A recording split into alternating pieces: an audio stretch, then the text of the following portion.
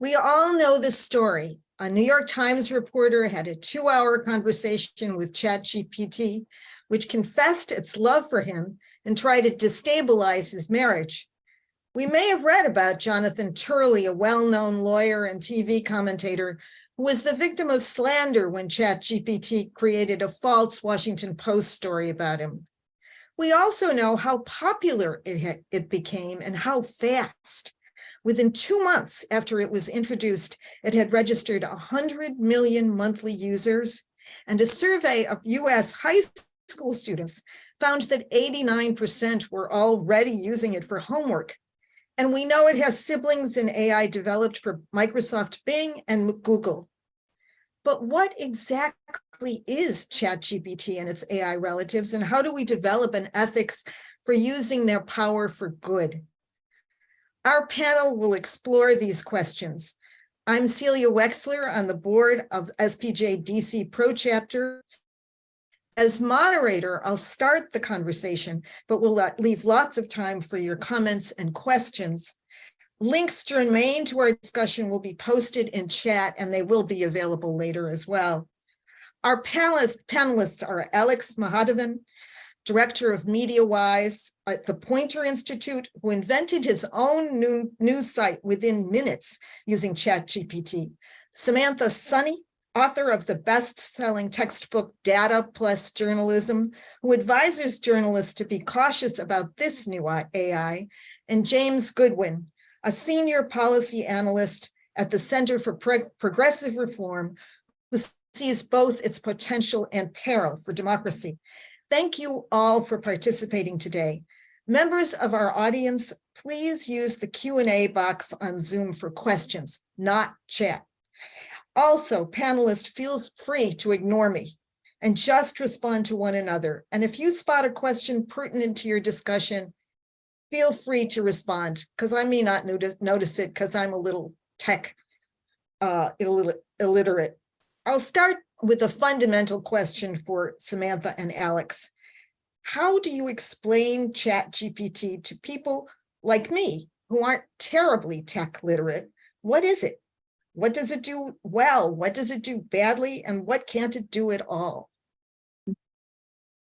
Well, I think we're going to talk more in depth later about what it can do and can't do realistically, but I think the easiest way to explain it is just that it's a bot, so it's an automated program or tool that will answer questions or prompts that you give it.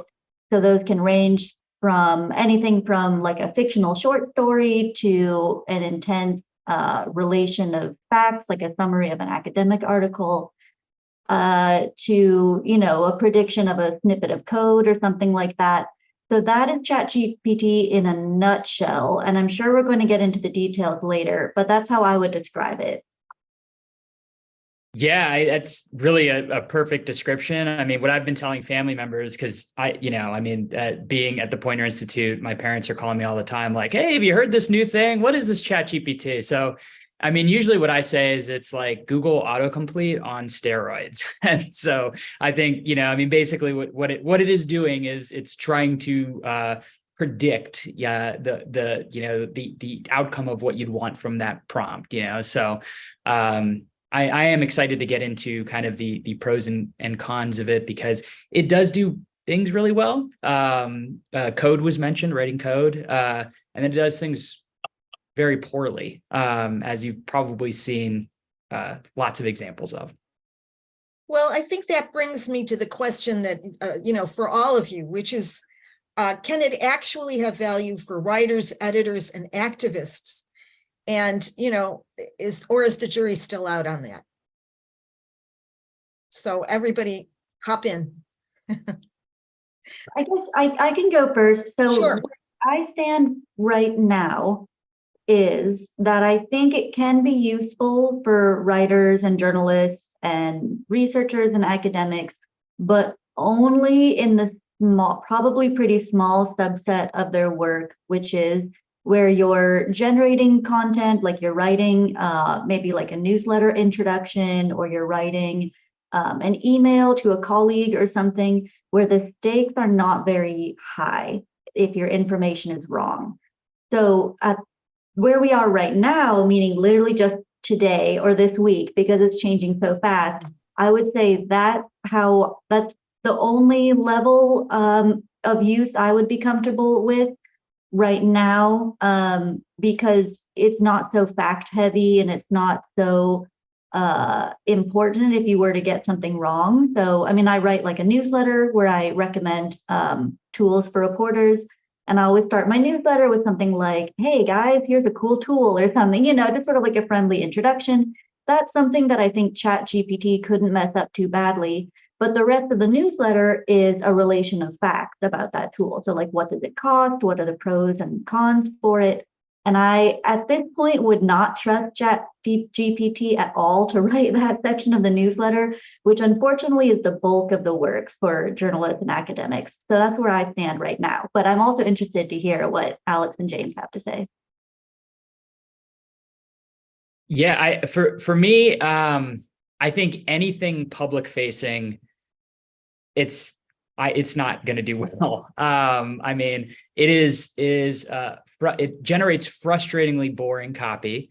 So what happens is you end up having to edit it more than you would. Like, I work with a lot of green reporters.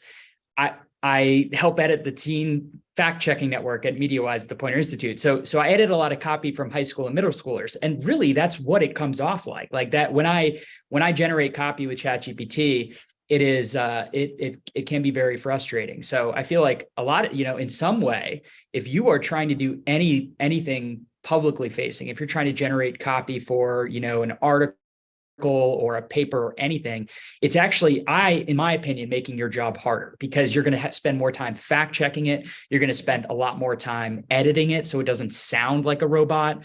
I think it, for anything public, it's actually going to make, I think, editors' lives harder. Internally, as Samantha was saying, I think it does have a lot of value from, for investigative reporters filing FOIA requests or doing rote things that you would have to do a lot of. So that's where I stand on that. That's interesting, a FOIA request, because that's very procedural. Yeah, there's a lot of boilerplate language in a public records request. I've tried ChatGPT for a public records request before, and I would say it did a good job. There's not a lot of fact checking that you need to do for a FOIA request. So you want to make sure that you're citing the law correctly, that it's, saying the correct things, like it's saying the correct number of days they have to respond. And you also want to make sure that what you're requesting is correct.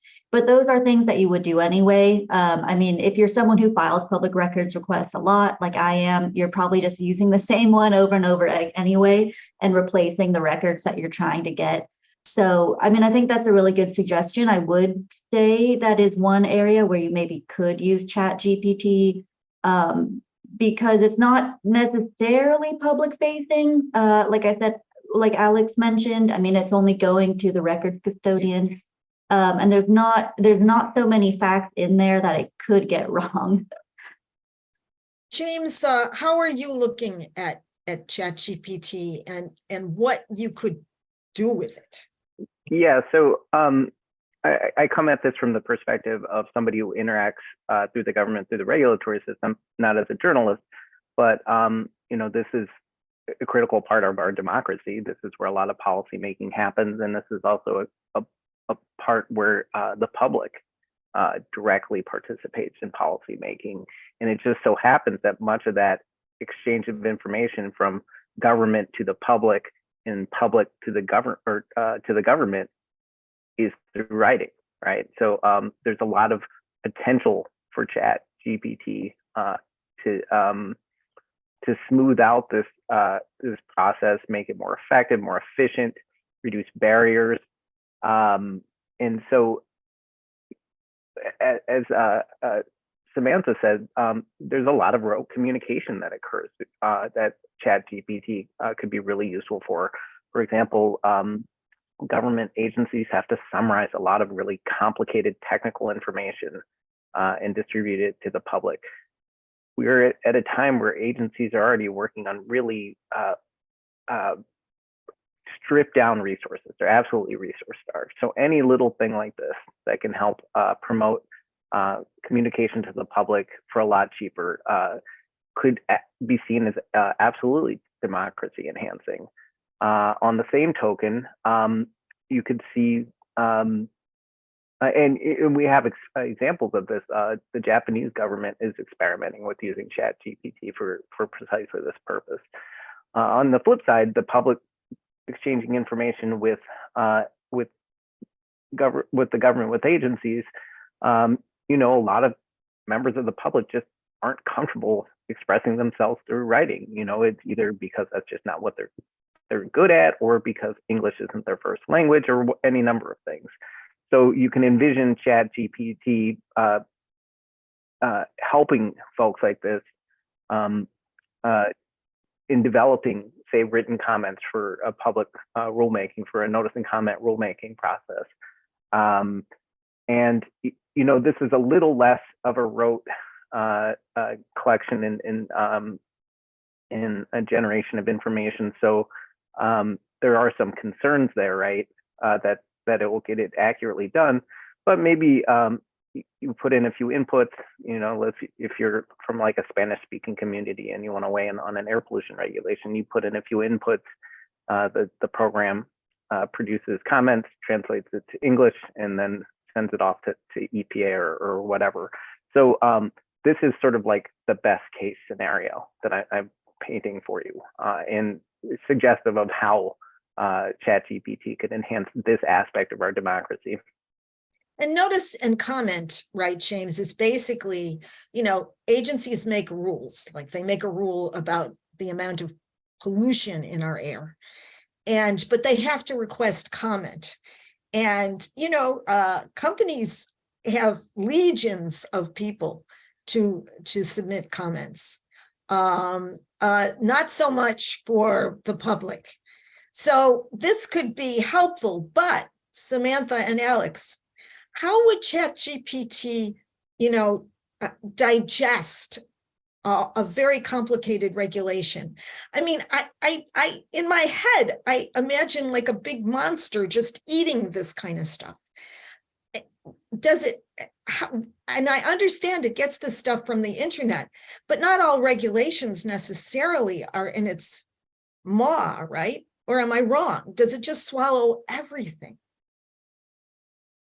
Well, especially if it was a new regulation being written, unless it was based on a lot of year-old content that had existed online, that ChatGPT's language models were actually trained on, which it's trained on a lot, but you know, a lot of this stuff is kind of internal documentation, you know, that may not exist in public facing online. So what I would caution when it comes to kind of summarizing complicated legislation, from at least from the journalist standpoint, I think ChatGPT personally is really bad at context. And I think asking it to summarize, you know, complicated legislation, while it may be helpful kind of like on the surface level, help, you know, speak to people in layman's terms, I think it's a double-edged sword, because if you're not giving people the full context behind this legislation, which is what journalists and editors do, then you might be contributing more to the problem, you know, because you are just kind of putting out this, context-free summary of the legislation. So I can see why it'd be helpful, but I'd insert that caution as well. So that's really interesting. James, I mean, so basically, first of all, you have to know whether ChatGPT knows something, but also whether it knows it in a way that you would say, you know, they would have to know that air pollution is bad for people.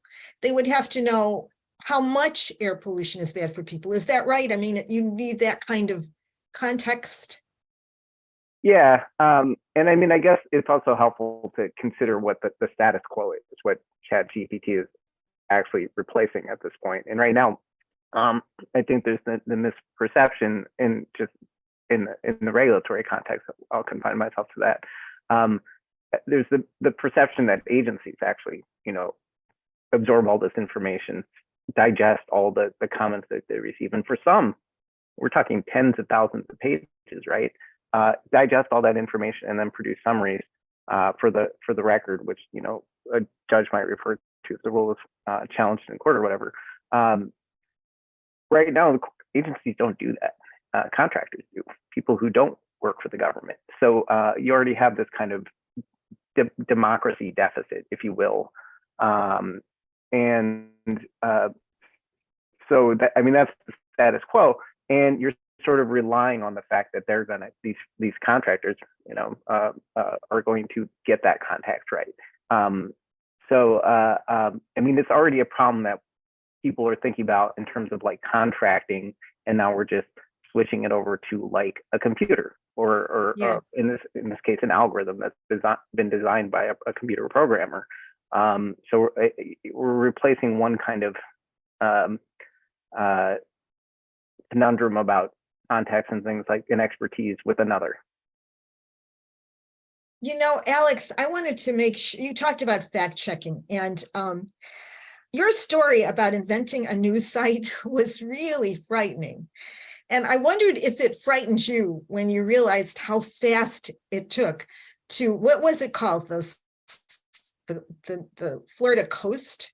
I think it was the St. Pete Sentinel with a tagline and everything, you know. Do not subscribe, people out there. Yeah, please don't. There's the link. Yeah, I appreciate that. So I am loath to freak out, as I say in the story, about these kind of this new tech, because I think things tend to be overblown. They kind of flame out. If you get too scared of a new technology, then there's a tendency for journalists and editors and publishers to kind of get entrenched and retreat. And then you know, if you don't learn how to use a new technology, it's going to, you know, come back and bite you in the butt. So it didn't. So I'll start with a positive. It didn't scare the pants off me too much because, as I'd mentioned earlier, a lot of the content it created was really boring, really bad. It was like a kid who read the Wall Street Journal and was like, you know, just recreating things based on a few prompts that I put in. It got a lot of facts wrong. It had the mayor, two mayors back. It was unable to like understand the context behind it, like a massive redevelopment project. So there were a lot of problems in it that I think most people who follow local news would catch right away. Now, what was scary about it is because I run a media literacy organization, I know that people don't always read deeply. They look at a headline, they share. And so what ChatGPT did in a few minutes was basically put together a series of articles, a news outlet that looked plausible. So really, it was this plausible BS, and I did it in less than 10 minutes. And so what scares me is the scale that people can put together plausible BS and put it out there. So as a researcher I talked to in that story said, the barrier to entry to the world of disinformation just went down a lot. Yeah, no, just thinking about what might be a positive thing, Samantha, is it possible, I would think, because I cover philanthropy, that ChatGPT could maybe apply for a grant for a nonprofit news organization, given that the lexicon of philanthropy is boring to begin with and bland and could be easily picked up. As long as the grant proposal said paradigm, they'd probably be okay. Yeah, I think that's a really interesting idea. And actually, earlier Celia had mentioned that to me, and I meant to try it out, and I haven't tried it out yet. But writing a grant, similar to the public records request idea, might be a really good use of ChatGPT in the sense that it's only really going to one person or one committee. You obviously are going to want to fact check it, but it's going to contain a lot of boilerplate language and a lot of like buzzwordy language. So that might be a good way to actually use these tools to save time so that you could spend on other tasks like reporting. But I saw James nodding along, so I'm interested in what he has to say as well. Yeah, so this is, fresh in my mind because I've been thinking about it all week, is recently Congress has passed the Inflation Reduction Act and the bipartisan infrastructure bill. And what these pieces of legislation do is they create these huge grant programs and offer all these community-based organizations the opportunity to apply for chunks of money to do stuff like clean up pollution in their neighborhood, get community solar, whatever.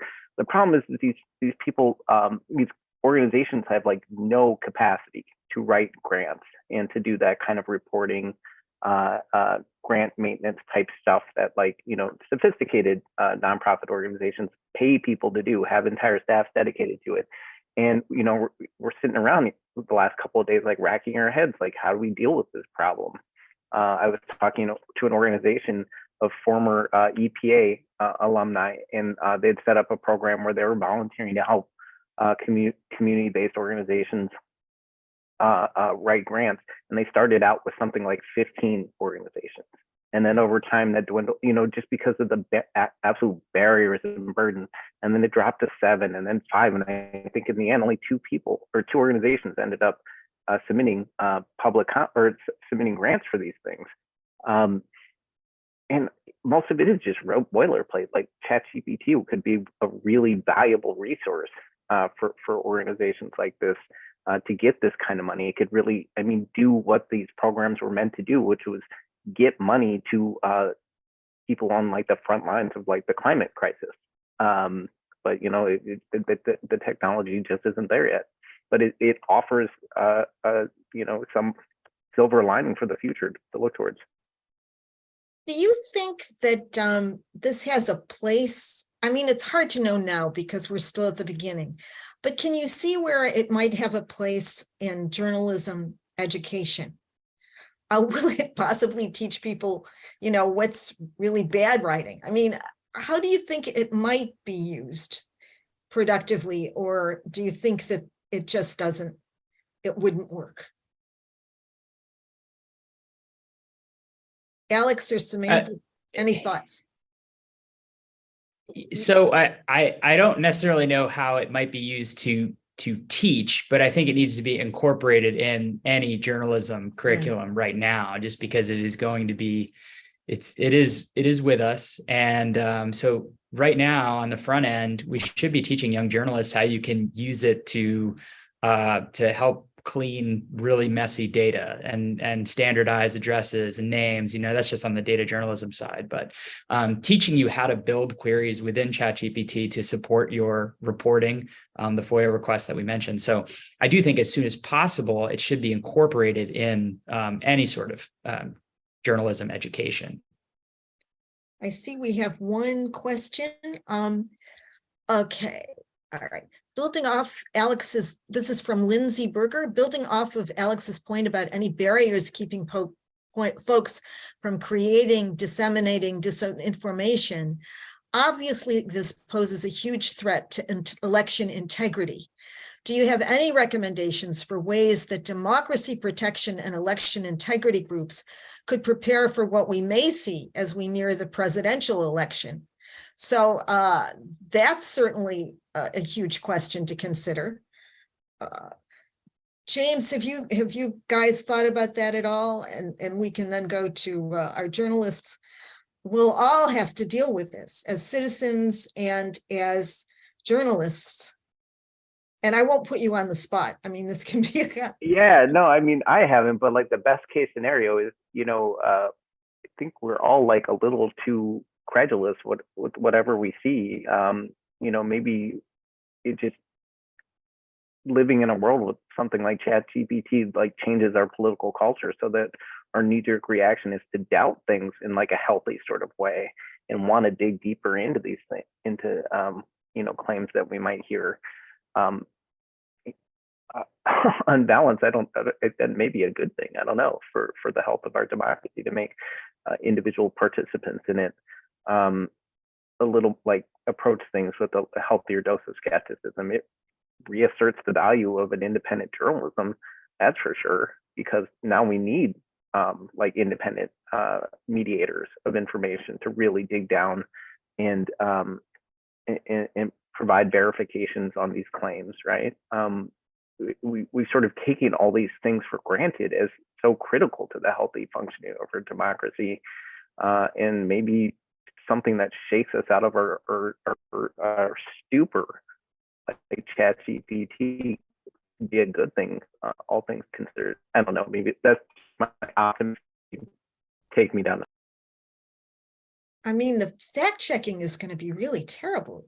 I mean, your made up newspaper could endorse candidates. We already have seen, I think, in a video against Biden, images created of a chaotic world that isn't necessarily the real world. It isn't the real world. So how is journalism going to figure out what's a real Washington Post story and what's a fake one? Well, I can talk a little bit about anti-misinformation efforts. So anti-misinformation is a huge field in itself right now. And there's a lot going on, and there are a lot of different aspects to that. And it's a really, really challenging and complex issue. I mean, one of many issues within it is that I've been involved in some projects, for instance, and trying to like coming up with a credibility indicator, like what is a computational indicator for a credible news site. And for a human, you would use your critical thinking, basically. You would look at the name, you would look at the website, you would take into account things like its design, even if people kind of don't think that, they do take those things into account. And they would think about who recommended it to them and stuff like that. But for a computer, it doesn't really have that. I mean, like Alex said, it doesn't take context into account very well. So it needs computational indicators like, like how many other websites are linking to this website. That's one indicator that a computer can read. And that's something that I know people are working on. I mean, even though I just described the problem and sort of a potential solution, I mean, it's a huge issue that is not going to get solved anytime soon. And another factor that's going on in there is if there is incorrect information being created, it can sometimes get swept up in like in a search engine or something, where I think a lot of people have heard of those like Google drop downs, whatever they're called. I can't remember right now. Sometimes they'll pull in wrong information and you'll just get like a completely wrong answer to your question, because what it does as a computer is just pull in information from another source that may or may not be correct. So then if a fake website is created, either maliciously or not maliciously or accidentally, sometimes that can get swept up and kind of show up on the first page of Google results and exacerbate from there. So those are just two sort of examples of challenges within misinformation. I don't know if that's the most helpful thing for me to share, but I guess, what I would say is people are aware of these challenges and they're working on it, both in the academia sector and technology and journalism and research and everybody. Alex, how is Poynter going to deal with this? Well, I mean, since the buzz originally started around this, we've been thinking about that. I can speak from the media literacy standpoint of things. Is we are incorporating training, basically what we call pre-bunking, which is, operates under the idea of inoculation theory. So we expose people to AI generated misinformation. It might be the Pope in the Balenciaga jacket, or fake images of Donald Trump being arrested, or some of the stories, the really idiotic stories that I produced with, under the banner of the St. Pete Sentinel. So what we're doing is we're trying to incorporate a lot of this into the training we do, which we do, virtually. We have online courses, text courses. So we're trying to pre-bunk this kind of stuff. But really, Samantha, you mentioned critical thinking. Really, if someone has a fundamental understanding of media literacy, and they the forefront is understanding context when they see a piece of content from what might be a pink slime fake news website. You're going to do all the same things. Like you're going to Google the outlet and see if it's, if someone's written about it. You're going to Google the authors and see if they're authoritative or if they've ever written anything before. You might do a reverse image search on either the logo or one of the headshots of the reporters to see if it's been stolen from a stock image, or you're going to do a lot of the same things that you would do as a conscientious consumer of content. And the same goes for fact checkers too. Fact checkers, it's fundamentally, you're using the same techniques and tools to fact check this stuff. It takes a little bit longer. And there's the scale of the misinformation problem is a lot bigger. So we need more resources. There needs to be more media literacy training in classrooms. I think there's a lot we can do right now that we should be doing. And a lot of it comes down to resources. So I guess we'll use ChatGPT to apply for lots of grants. Yeah, exactly. We have a question from Juliet Beverly. Is there a near future where we could reliably use ChatGPT along with other AI to generate alt accessible cut lines for describing images? Well, I would hope, I really hope so. I right now, Midjourney, which is a generative AI image software, you can plug images in and it describes them in a way that I think you could use for alt text to speed things up. I know as someone who is plugging things into WordPress, it's one less thing you have to worry about. One thing that is very important, but Again, I think if we're thinking in the future, then yes, I would really hope so. For the time being, to protect folks who rely on alt text, I would not be relying on ChatGPT or anything like that. Yeah, I like that idea. I mean, that's, another suggestion that has come up during this talk that I think could be a good use of AI. Maybe not ChatGPT in particular. I'm not sure if it has that capability. Maybe it does actually. But that is an example of, a bit of work that journalists and other people do that would be great if it would just sort of save everybody some time where they didn't have to do it.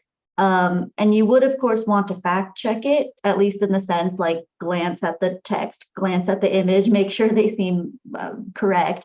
But it's not as high stakes, like I said, as, summarizing like a new legislation and then publishing that summary or something, because that could lead to huge misunderstandings and mistakes and things like that. Whereas the possible downsides of publishing a wrong alt text is basically like, I guess maybe a vision impaired reader would misunderstand a photo, which is still bad. But just the scope of how bad it could be is much, much less severe than, using ChatGPT to summarize a news story or something like that. So I like that idea. I mean, I haven't seen a lot of resources yet about like reasonable, actionable AI tools and uses that journalists can use right now. I've seen a few, but they tend to be more like ChatGPT, where they're text bots, basically like text generation.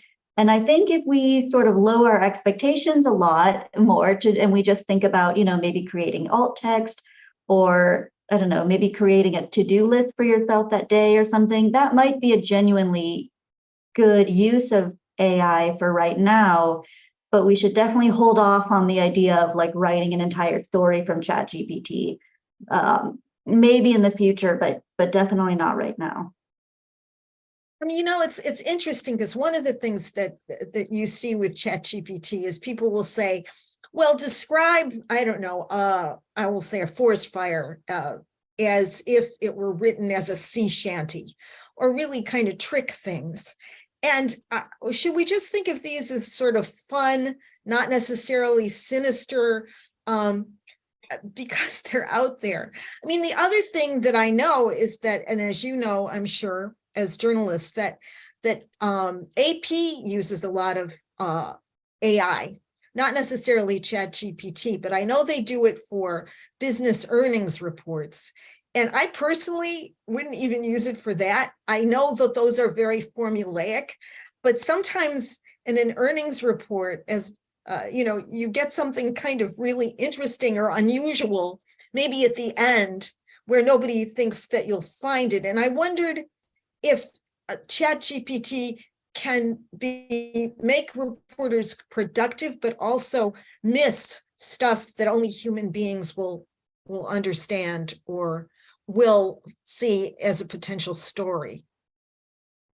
Yeah, I know. So we talked about context earlier, and I have told people before that, at least as far as I'm aware, I mean, I'm not a scientist like in an R&D lab, so I don't have all the latest knowledge, but as far as I'm aware, at least when it comes to stuff like that, like context and relevance and interest, computers are just like absolutely nowhere near the human brain, like not even like light years away from a human brain, because a brain can do things like just sort of think contextually, think critically. And there's one example that I like to share that's not necessarily AI, but it was a cool experimental project that was trying to automate fact checking. And it wasn't ChatGPT, it wasn't AI, but there's these technologists who thought like, well, journalists are always doing this fact checking. We should save them time by automating it. And so they got a grant. And at the end of this year-long project, they basically published, their findings. And they said, basically, fact checking is way harder than they thought it was. The computer could not do it. And they basically just came out with a new respect for like how hard it is to do what a journalist does. So the computer was doing some fact checking, but it just did not have anywhere near the capability that a journalist or any human does for, taking into account earlier information, synthesizing new information, figuring out which of that was important, which contradicted other information. And I just like that example because I think sometimes people like to think that technology can sort of solve all our problems. And a lot of times they just can't. I mean, certainly not today, probably not anytime soon. So I certainly right now would never use AI for fact checking. In fact, if I used AI for anything, I would heavily fact check what the AI gave me. And even then I would be pretty skeptical of using it.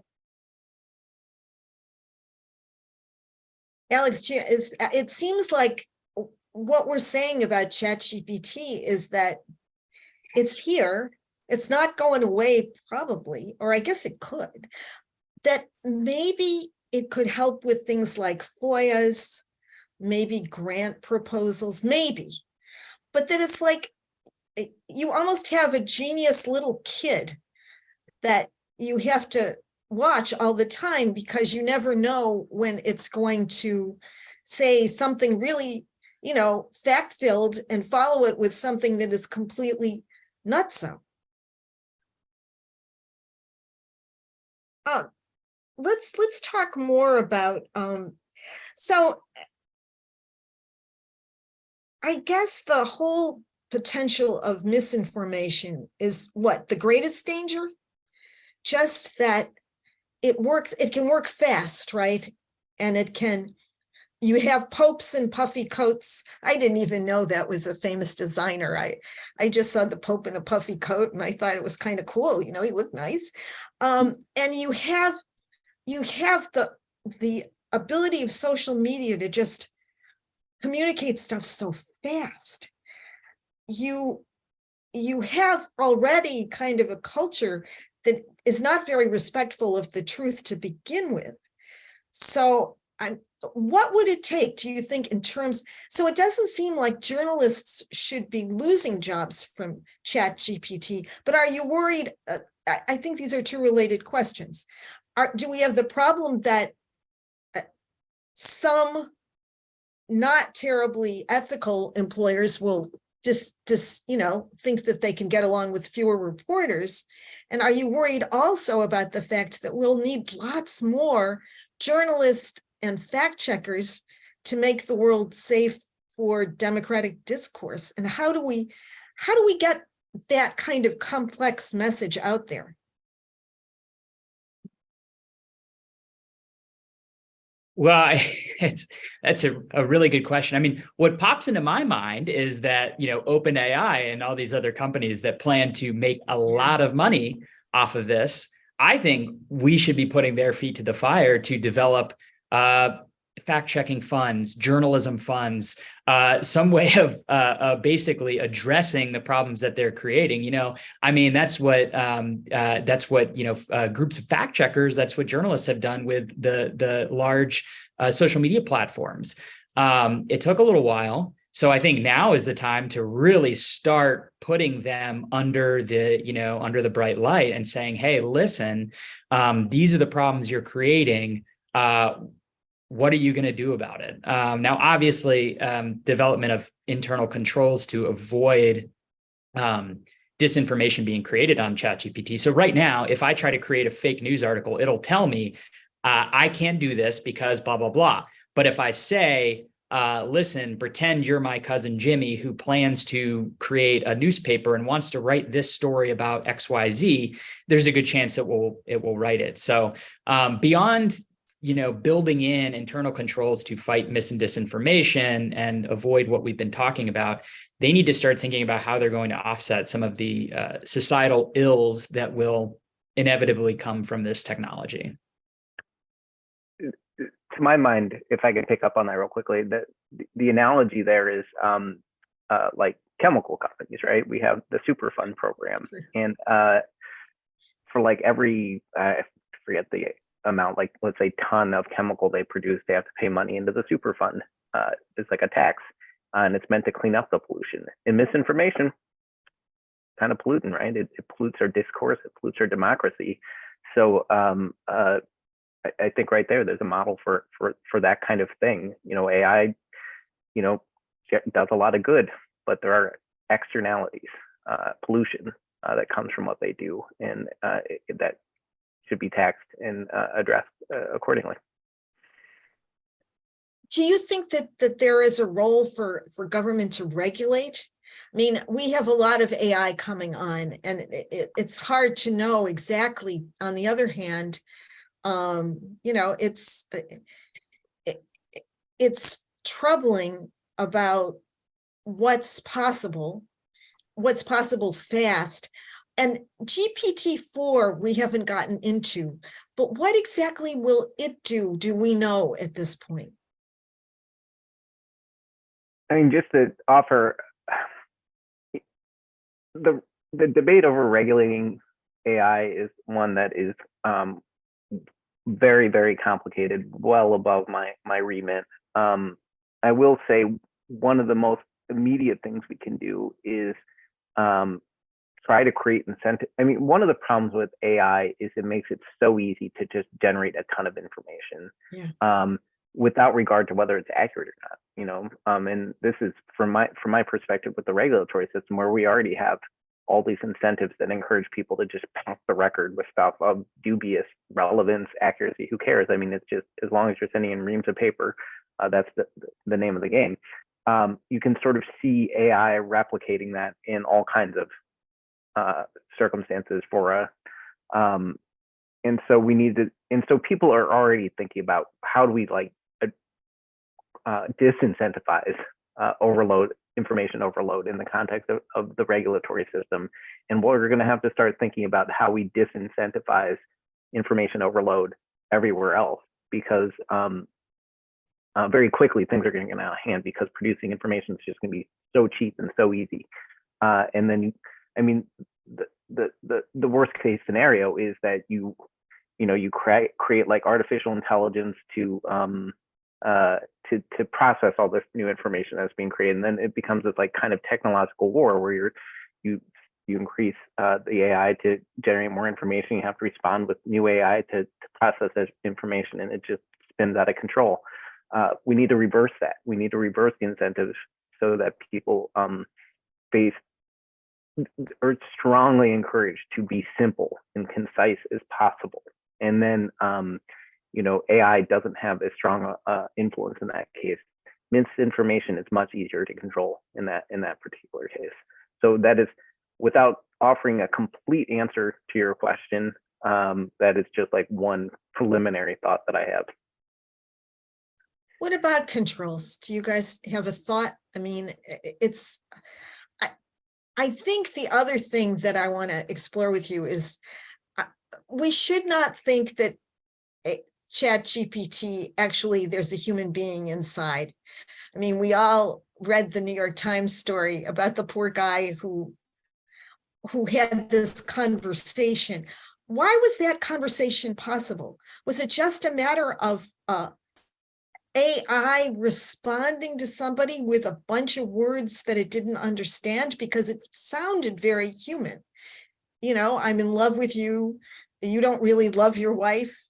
Why did that happen? And is it this? I mean, some people have written about maybe this is a way for lonely people to not be so lonely. But what are the misconceptions around this technology? Yeah, when I've had conversations about AI and bots like that with people, you know, people in my family or things like that, like people who I don't necessarily like work with, like not in the realm of like misinformation or journalism. I do think they seem, at least from my perspective, they seem more credulous than I am about whether a bot is really thinking for itself or having emotions. I'm putting in air quotes. I mean, I guess from my perspective, it sort of comes down to your definition of an emotion. But I mean, from my point of view, a machine can't feel emotion. It can't. It can definitely replicate it. It can, you know, output text or content that humans output when they have emotion, but that doesn't mean that the machine has emotion. But that's just how I see it. I mean, you know, AI bots can spark real emotions in humans. We've seen, I mean, I've definitely seen some Twitter threads or whatever where somebody talked with an AI bot and they seem to have an emotional connection with it. So that's one thing to think about. But I personally, I do think people are maybe jumping the gun a bit when they think that an AI has truly become sentient or something like that. I think it's pretty clear they haven't. And that, I think it was the New York Times article that you were talking about, Celia. I think that's an example of how they have not, because I think the bot was telling him that he liked his job or something. And then 10 minutes later, it was telling him it was in love with him. And I think, to me, that shows that the bot doesn't know what it's saying. Like it doesn't, obviously it's not in love with this guy. It just met, that doesn't make any sense.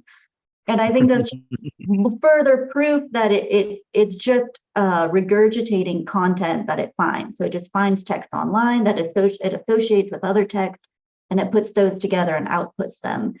So I think everyone, again, just from my perspective, should maybe slow down when they think about, you know, a bot desiring to be free or something. I mean, I was telling someone recently, I mean, it doesn't feel desire. It can say it does, but again, it's just outputting text the same way it outputs like a script of code or something.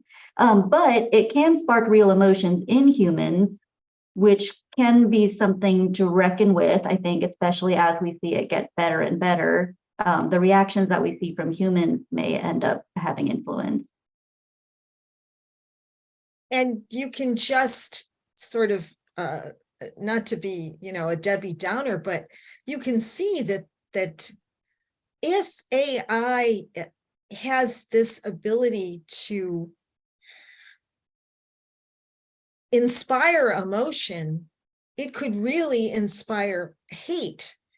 And that's very scary. We have enough people who are humans doing that. And you wonder, again, how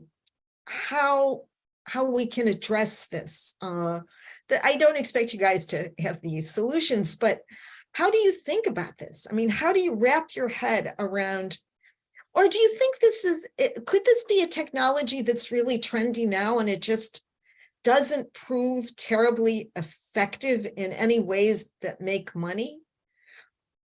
Do you have thoughts? Or is it a sure moneymaker? Well, people are already I mean, you see a company like Microsoft investing the amount of money that's investing in it. I mean, it is here and it is making money. People are investing in it. You brought up the idea of these AI chatbots. Anyone who's been on Twitter recently, first I say leave Twitter if you have, but anyone who's been on Twitter recently has seen these advertisements for these AI chatbots. One of them is called Replica, and they're so ridiculous. But people are paying money for this, and I think it does fit into kind of this the loneliness pandemic, that was kind of the twin pandemic that we dealt with during the COVID-19 years. But I do think it's here to stay, given the amount that people are investing in it. I know I literally just saw a story about Meta looking to invest in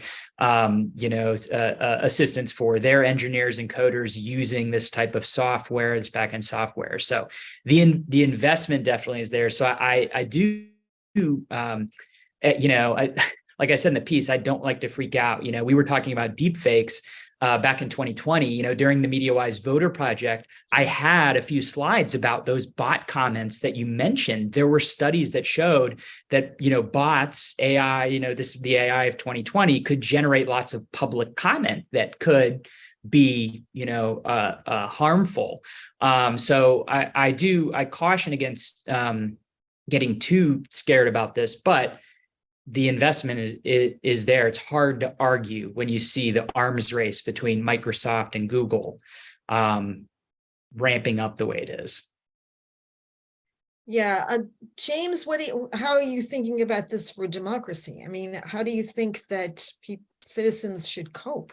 Yeah, I mean, one of the questions you raised, I mean, obviously these bots are not experiencing emotion, but they are provoking emotional responses in human beings, and that's relevant for speech purposes. In fact, much of how we regulate free speech, the First Amendment in this country, is based upon the kinds of reactions that it provokes in people. So if it provokes unthinking anger in people, then that's something that is considered like not protected free speech, and we can regulate that. Famously, pornography, right? We regulate that because that's provoking the wrong parts of your brain, right? Not the deliberative parts of your brain. And so we deem that as worthy of regulation. So I think that does sort of raise the question of another reason why we need to think about regulating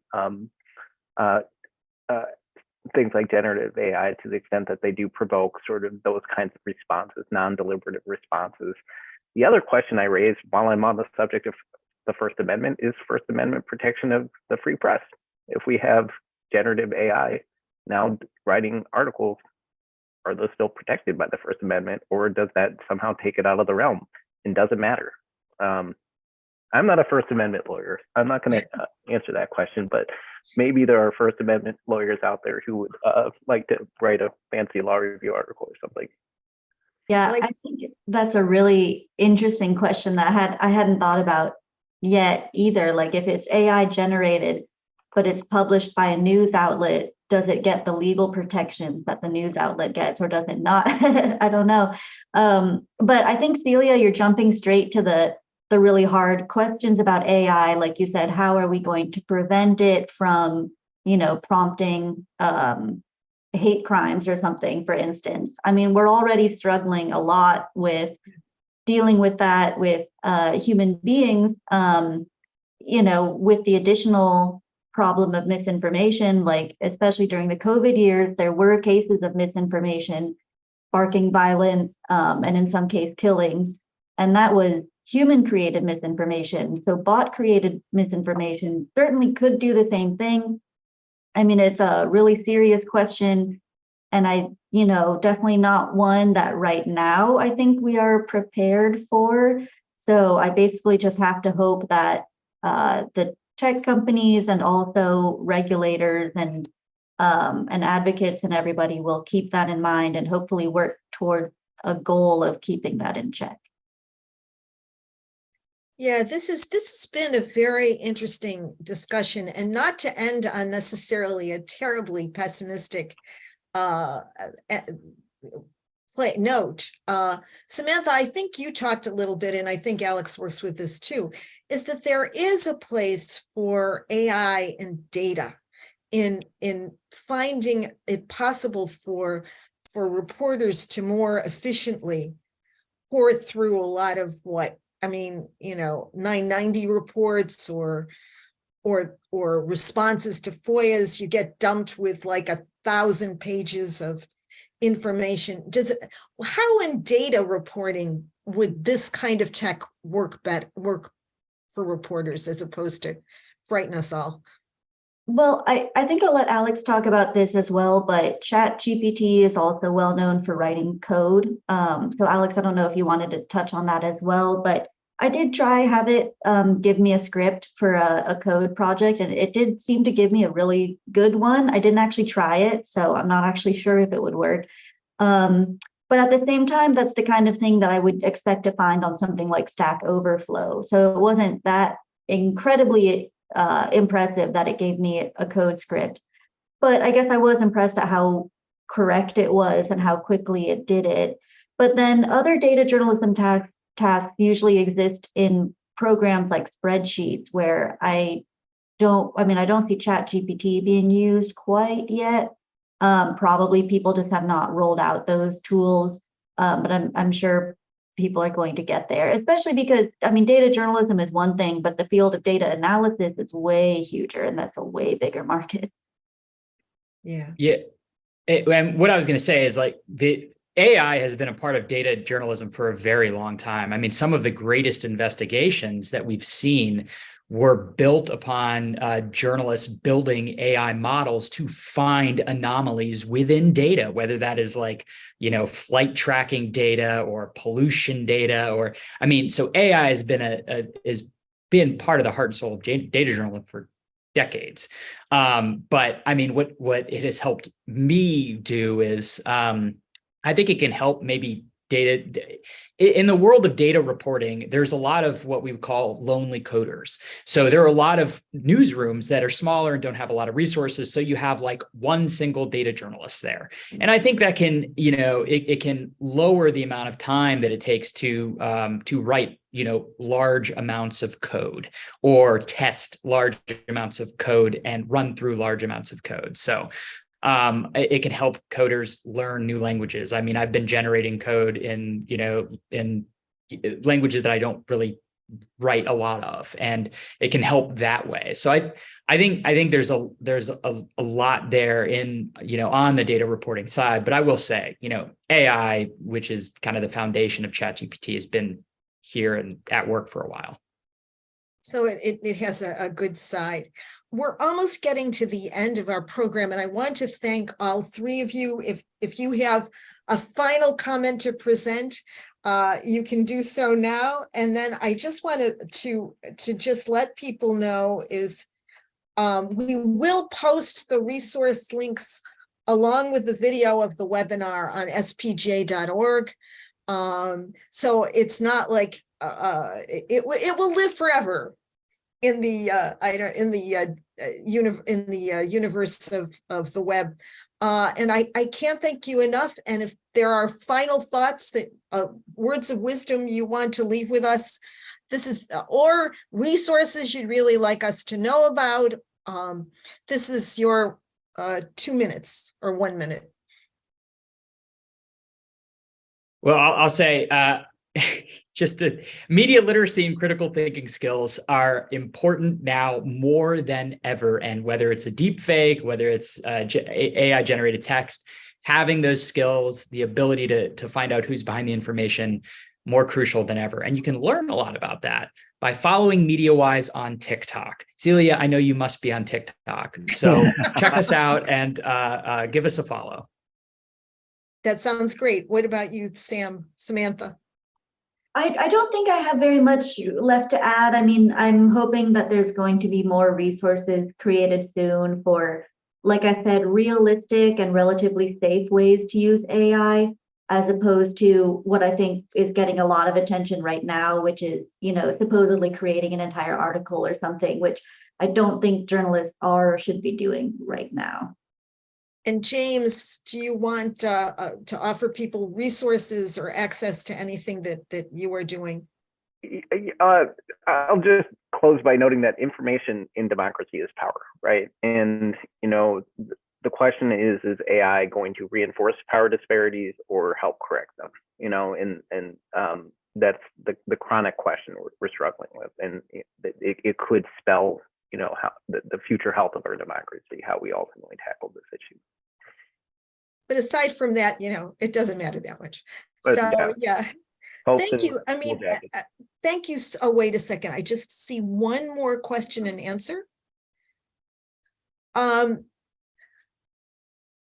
And just as I feel, this is an anonymous question, I feel like ChatGPT gets a lot of coverage, but how do you guys feel about other AI tools, such as Adobe Firefly for design or Slide AI for presentations?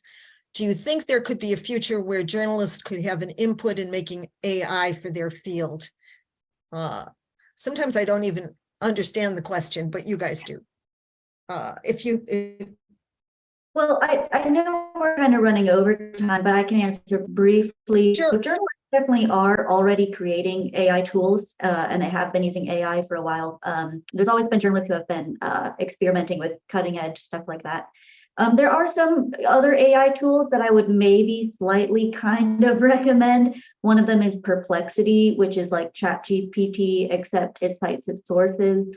It is still not very reliable, but at least it cites its sources. You can click through to find sources. And another is Canva, which is more of a marketing tool, but it creates like fun social media images. And that's an example of, like I said before, of work that's not as quite high stakes. Like you just want to create a colorful image, like a banner for your Facebook or something. And maybe you could use like a tool like Canva's AI for that. And I know we will have, Alex, I don't want to shortchange you. Oh, no, I was just going to say it's important we keep having these conversations because journalists should be very much part of the overall generative AI conversation. And a lot of the resources, many more links, which will give you a lot more resources, including the very good journalist tool kit. We'll have when this video is posted on spj.org, and so you will the audience and everybody else will have access to a lot of good links. Thank you so much for spending your Friday afternoon. At least it was rainy in DC, so it wasn't as hard maybe to do it today, but thank you very, very much. I want to thank our audience. And I want to just, if there are other questions that you have that we didn't get to, we'll try to make sure that they get answered if that's possible. But I can't thank you enough, and this was a really interesting conversation. Thank you, everyone. Yeah. Thanks.